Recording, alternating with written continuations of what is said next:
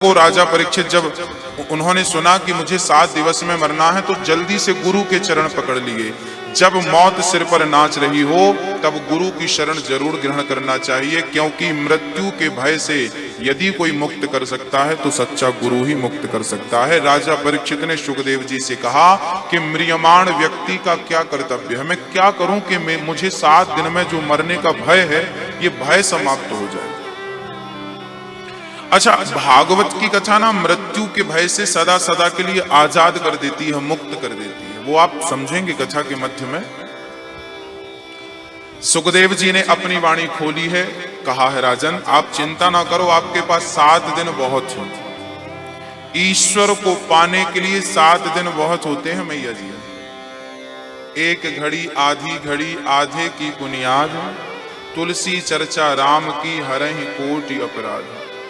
कितना भी बड़ा अपराधी हो, यदि वो भगवान की चर्चा प्रेम से 1 घड़ी आधी घड़ी भी, 1 घड़ी अर्थात 24 मिनट, आधी घड़ी अर्थात 12 मिनट, और आधी की पुनियाद 12 क्या दे 6 कर लो।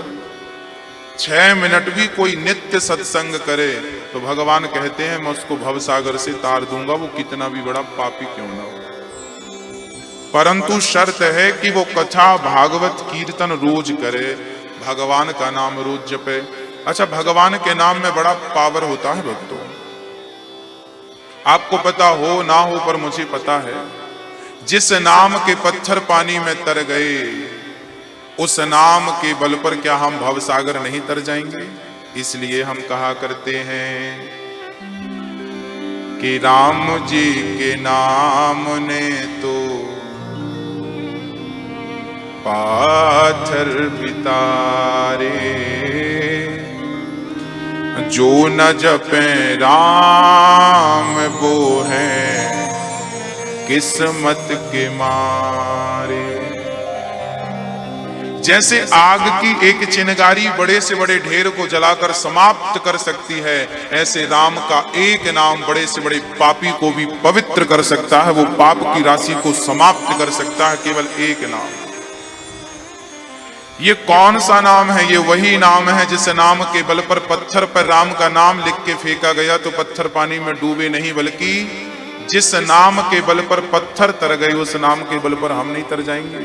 इसलिए कलयुग में, कलयुग केवल नाम आधारा, हाँ सुमरे सुमरे नर उतरहि पारा। तुमसे नाम लेना नहीं आए तो कोई बात नहीं। वाल्मीकि जी ने उल्टा नाम जपा था, राम राम भूल गए थे, राम का उल्टा क्या हुआ? मरा मरा मरा जप रहे। आप कहते हो गुरुजी भगवान का नाम कैसे जपें? अरे भाई, किसान खेत में बीज डालता है तो उल्टा डाले सीधा डाले, पर अंकुरित तो सीधा ही होता है ना? जैसे किसान खेत में बीज डालता है, उल्टा डाले सीधा डाले आड़ा डाले तिरछा डाले, पर वो अंकुरित सीधा होता है। ऐसे भगवान का नाम सीधा जपो उल्टा जपो। राम में रा आ मा, रा आ मा। यदि तुम धोखे से रा कह लो, आ कह लो और माँ कह लो, कुछ एक शब्द भी कह लो तो वो राम नाम पूरा हो जाता है और तुम्हें भवसागर से पार कर देता है। जैसे माचिस की एक डिब्बी, माचिस की एक डिब्बी में कितनी सारी तीलियां होती हैं और हर तीली में जंगल जलाने की सामर्थ्यता है या नहीं? माचिस की एक डिब्बी में 50 तीली होती हैं लगभग, हर एक तीली पूरे संसार को जलाने की सामर्थ्यता रखती है कि नहीं?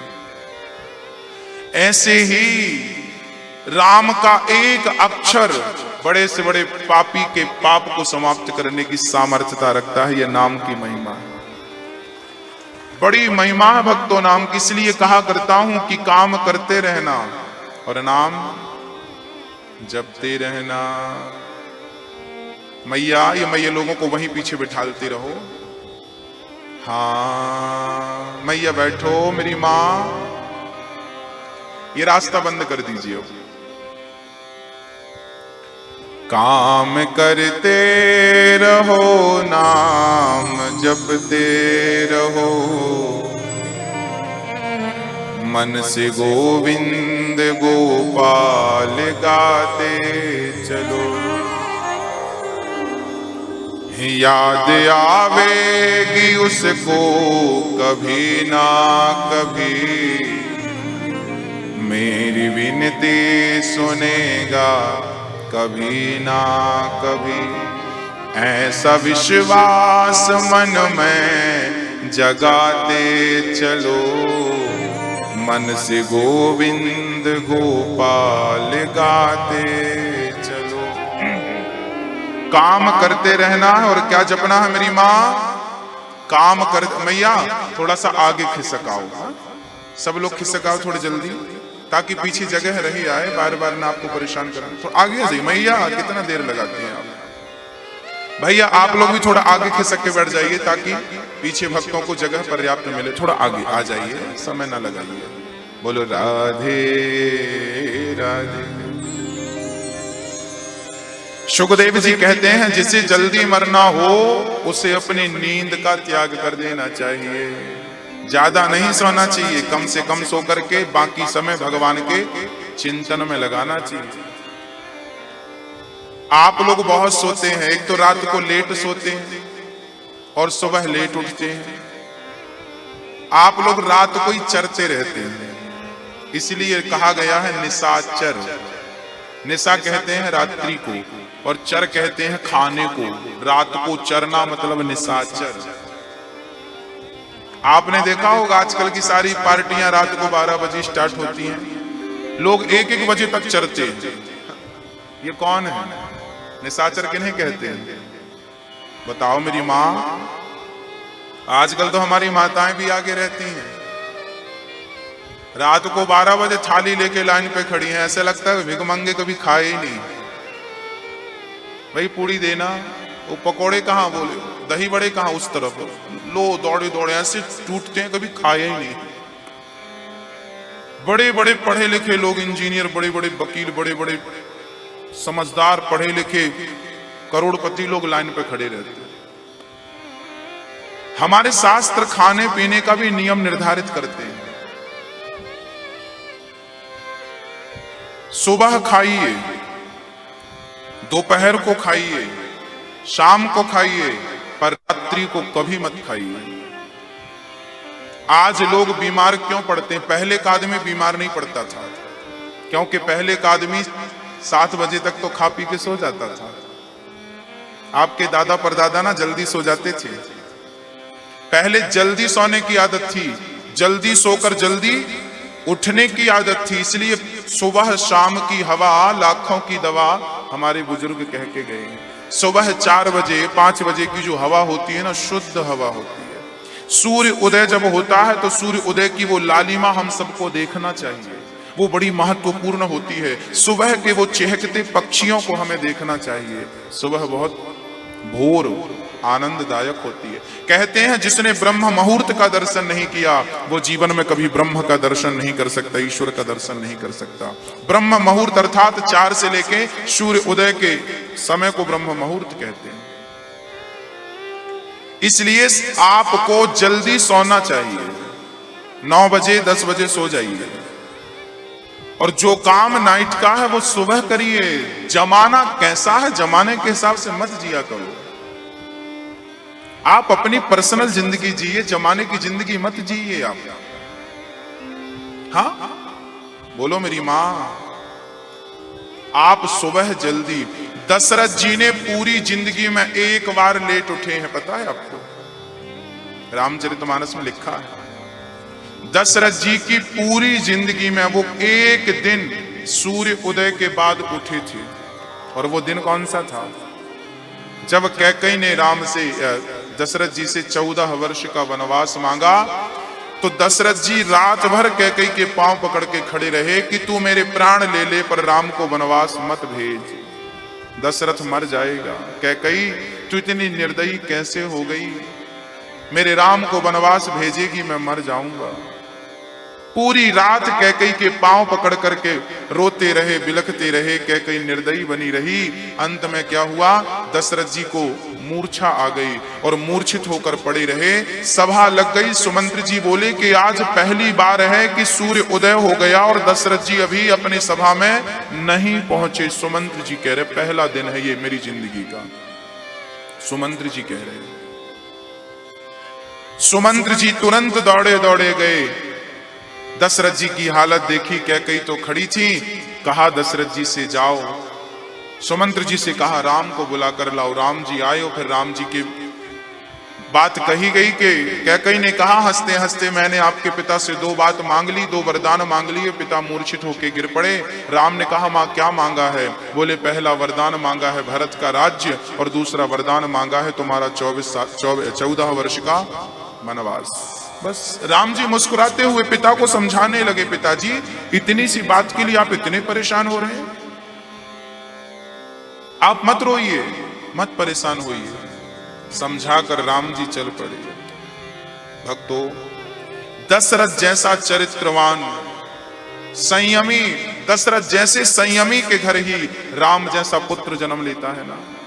आप संयमी होंगे, नियम के पक्के होंगे, तो आपके घर जो संतान उत्पन्न होने वाली है वो सज्जन होगी, वो आपका नाम रोशन करने वाली संतान होगी। और आप यदि निशाचर रात कोई चरते रहे चरते रहे चरते रहे तो आप निशाचर तो निशाचर के निशाचर ही होगा। जैसा बाप वैसा बेटा। आप अपने संस्कारों को, अपनी संस्कृति को, अपनी सभ्यता को भूल रहे हैं। कौन याद दिलाएगा आपको? कौन रक्षा करेगा आपकी? कहते हैं जो धर्म की रक्षा करता है धर्म उसकी रक्षा करता है। धर्मो रक्षति रक्षिता। जब आप धर्म को भूल जाएंगे तो कौन आपकी रक्षा करेगा? इसलिए निद्रया ह्रियते नक्तम व्यवायेन च वावयः देवाचार्थे हया राजन् कुटुंब भरणेन वा। पैसा उतना ही कमाओ जितने से काम चल जाए। जरूरत से ज्यादा धन मत कमा लेना, क्योंकि ये धन बुद्धि भी बिगाड़ देता है। और जो समय बचे, आप बहुत बिजी रहते हैं, दिन भर काम दिन भर काम दिन भर। थोड़ा सा टाइम निकाला करिए, टाइम निकाला करिए अपनी माँ के लिए। अच्छा आप बताइए, आप जितने लोग यहाँ बैठे हैं, आप दिन भर काम करते हैं, दिन भर पैसा कमाते हैं, दिन भर भागा दौड़ी करते हैं, ये बताओ आप अपनी माँ के पांव कब दबाते हैं? भूल गए ना? अच्छा आपकी माँ है या नहीं? किस किस की माँ यहाँ जितने बैठ, उनमें से किन की माँ है? जिनकी माँ जिंदा है वो हाथ उठाए। है इतने लोगों की माँ जीवित है। अब आप बताइए कि आपने आखिरी बार अपने माँ के पांव कब दबाई थी? कब दबाई थी? आप दबाते हैं? बहुत सुंदर। मैं आपको प्रणाम करता हूं, नमन करता हूं आप जैसे मातृ भक्त को। मैं आप लोगों से एक छोटी सी प्रार्थना ही तो करना चाहता हूं कि जीवन में पैसा कमाइए, धन कमाइए, पद प्रतिष्ठा बढ़ाइए, पर उसमें इतने पागल मत हो जाइए कि जिसने तुम्हें जन्म दिया है अपनों के लिए समय निकालना भूल गया। देखिए सब चीजें जरूरी हैं। दाल में नमक का जितना महत्व होता है ना, छौंके का भी उतना ही महत्व होता है। हल्दी जीरा इत्यादि का उतना महत्व होता है कि नहीं? होता है या नहीं भाई? दाल में सारे मसाले तरीके से डाले जाएंगे तो स्वाद बढ़ेगा। आपने केवल धन को महत्व दिया है, ना तो आप अपनी माँ को महत्व देते हैं, ना तो अपने पिता को टाइम देते हैं, ना तो अपनी पत्नी को समय देते हैं, ना तो अपने बच्चों के संस्कार बनाने में आप समय लगाते हैं, हाँ ना तो आप अपने आप को समय देते हैं। केवल पैसा पैसा।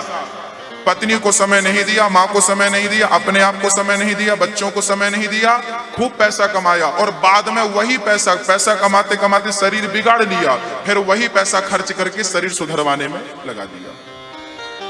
फिर कहते हो महाराज जी बेटा बड़ा नालायक है हमारा। भाई साहब आपने समय दिया बेटे को? आपने संस्कार का बीज बोया था? जब संस्कार का बीज बोया ही नहीं था तो आप अपने बच्चे से उम्मीद क्यों करते हैं कि संस्कारी होगा? आप अपने बच्चे से अपेक्षा रखते हैं कि मेरा बेटा संस्कारी होगा। मैं आपसे पूछना चाहता हूं, क्या आपने अपने बच्चों को संस्कार देने के लिए समय निकाला?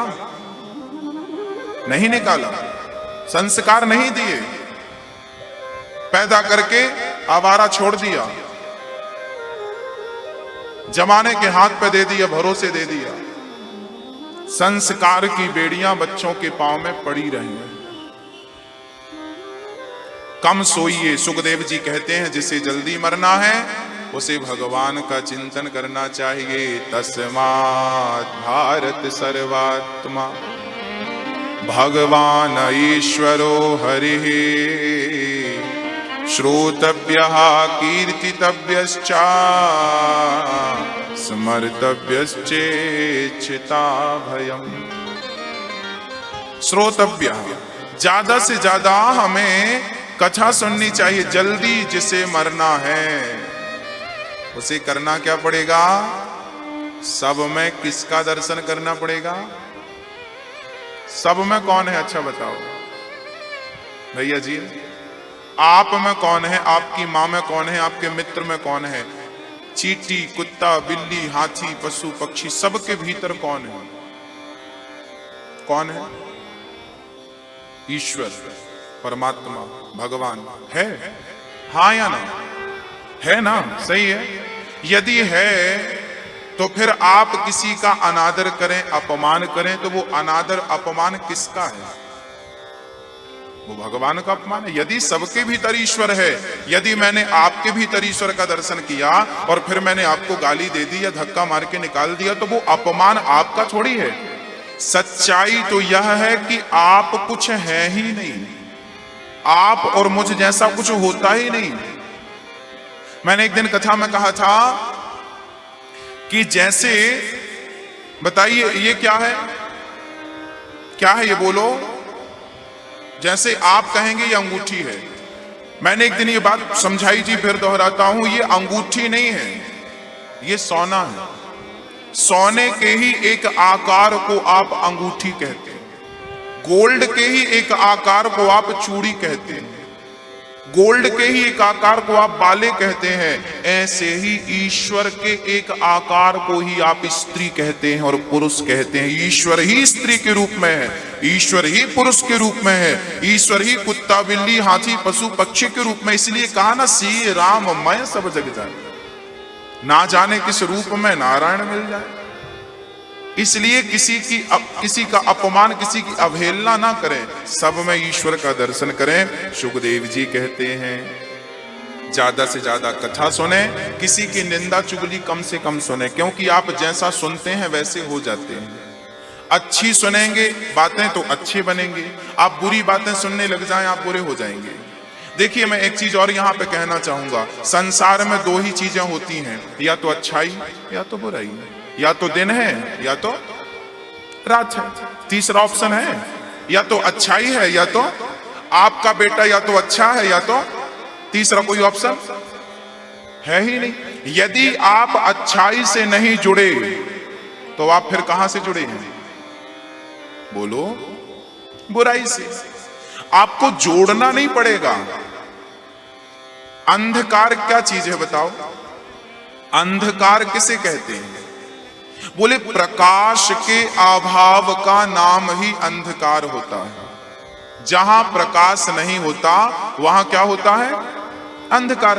अंधकार कहीं से खरीद के लाना थोड़ी पड़ता है, भाई सब चलो तुम रहना थोड़े दिन हमारे घर। अंधकार को लाना नहीं पड़ता, प्रकाश का अभाव होगा तो, जैसे प्रकाश के अभाव को अंधकार कहते हैं, ऐसे ज्ञान के अभाव को ही अज्ञान कहते हैं। अज्ञान जैसा कुछ होता नहीं है। ज्ञान नहीं है आपके अंदर तो आप अज्ञानियों जैसी हरकत करेंगे, और ज्ञान होगा तो फिर आप अज्ञानी नहीं है।